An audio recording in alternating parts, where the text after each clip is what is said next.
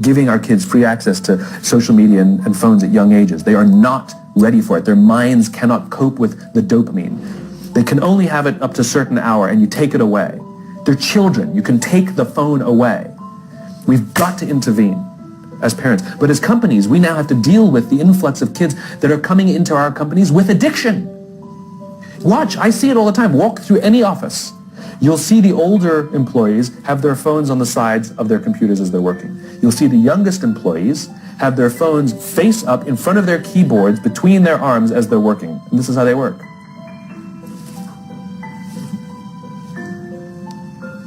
And the science is alarming. They did experiments on mice where they did the multitasking. They put flashing lights to mimic going from the computer to the cell phone, the computer to the cell phone to the TV. The mice that were exposed to the changing lights, it took them 3 times longer to solve a maze than the mice that weren't, and the damage was permanent. There is a subconscious reaction to these devices when we use them, okay? What if I were to hold my phone while I'm talking to you? I'm not checking it, it's not buzzing, it's not beeping, I'm nothing. I'm just holding it. Do you feel at this moment that you are the most important thing to me right now? No, you do not. Because there is a subconscious reaction we have to the device. When it is out, it makes the people around us feel that they are less important. So when we're walking down the halls in our offices and somebody says, hey boss, can I ask you a question? You go, sure, what's on your mind? We've just told them they're not that important.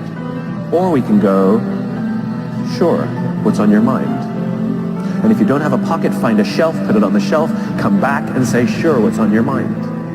When we show up to a meeting, or a lunch, or a dinner, with our colleagues, our clients, or our friends, or our families, and we put the phone on the table, we have announced to everyone in the room that they are not that important to us. And by the way, putting the phone upside down is not more polite. My favorite one is when the meeting or at a lunch with someone that the phone will ring and the caller ID will pop up and they will go, I'm not going to get it. Oh, so magnanimous. Oh, lucky to eat with you today. Or they could just put the damn thing away. You can tell how addicted we are. When somebody pulls out their phone when you're with them, how uncomfortable does that make us feel? You're walking down the street with someone, they pull their phone out. We feel stupid, so what do? We pull our phones out. We're so addicted. Somebody goes to the bathroom when we're at dinner, and what do we have to sit there by ourselves? God forbid we should look around the room for 5 minutes. We pull our phones out.